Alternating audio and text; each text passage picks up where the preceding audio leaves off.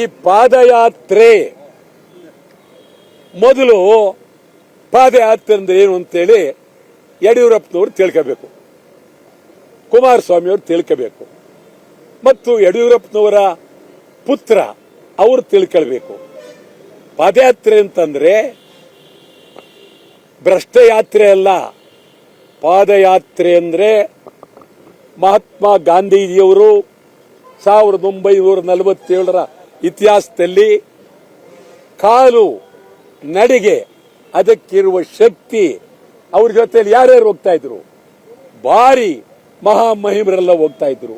ಅದರಿಂದ ಇವರು ಪಾದಯಾತ್ರೆಯನ್ನ ಮಾಡುವ ಬದಲು 2 ಕೋಟಿ 3 ಕೋಟಿ ಕಾರ್ನಲ್ಲಿ ಕಾರ್ ಯಾತ್ರೆ ಮಾಡಿದ್ರೆ ಅದಕ್ಕೆ ಬೆಲೆ ಬರ್ತಾ ಇತ್ತು. ಈಗಲೂ ಅವರು ರಾಮನಗರದಿಂದ ದೊಡ್ಡ ಕಾರುಗಳು 3 ಕೋಟಿ 4 ಕೋಟಿ ಆ ಕಾರುಗಳಲ್ಲಿ ಇವ್ರಿಗಾಗಿ ತಯಾರಾಗಿರೋದು. ಆ ಕಾರ್ನಲ್ಲಿ ಮೆರವಣಿಗೆ ಮಾಡ್ಕೊಂಡು ಬಂದ್ರೆ ಬಹಳ ಒಳ್ಳೇದು. ಈಗ ಪದ ಬಳಕೆಗಳು ಖಂಡಿತ ನಿಮಗೆ ನಾ ಒಂದು ಹೇಳ್ತೇನೆ, ಇಲ್ಲಿ ಯಾವ ಪಕ್ಷ ಅಲ್ಲ, ಕಾಂಗ್ರೆಸ್ನವರು ಪಾದಯಾತ್ರೆ ಮಾಡಿದ್ರು ಅಲ್ಲೂ ಯಾರು ಬಹಳ ಪ್ರಾಮಾಣಿಕ ವ್ಯಕ್ತಿ ಇಲ್ಲ. ಬಿಜೆಪಿ ಪಾದಯಾತ್ರೆ ಮಾಡಿದ್ರು ಯಾರು ಇಲ್ಲ, ಜೆಡಿಎಸ್ ಮಾಡಿದ್ರು ಯಾರಿಲ್ಲ.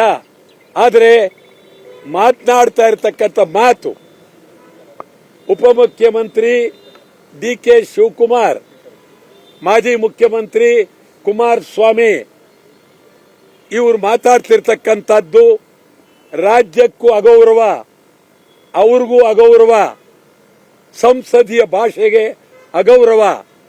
ಒಬ್ಬ ಮುಖ್ಯಮಂತ್ರಿ ಆಗಿದ್ದವರು, ಉಪಮುಖ್ಯಮಂತ್ರಿ ಆಗಿರೋರು ಒಂದು ಮಾತನ್ನ ಮಾತನಾಡುವಾಗ ಬಾಯಿನಿಂದ ಒಂದು ಮಾತು ಬಂದರೆ ಭಾರಿ ತೂಕವಾಗಿರಬೇಕು.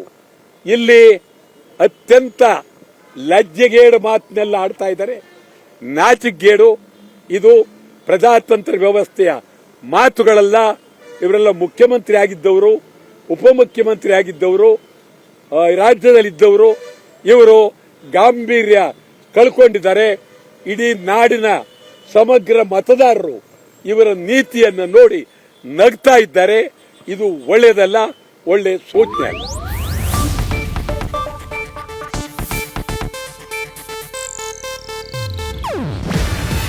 ಇದು ಏಷ್ಯಾನೆಟ್ ನ್ಯೂಸ್ ನೆಟ್ವರ್ಕ್ ಪ್ರಸ್ತುತಿ. ನೀವು ನೋಡ್ತಿದ್ದೀರಾ ಏಷ್ಯಾನೆಟ್ ಸುವರ್ಣ ನ್ಯೂಸ್.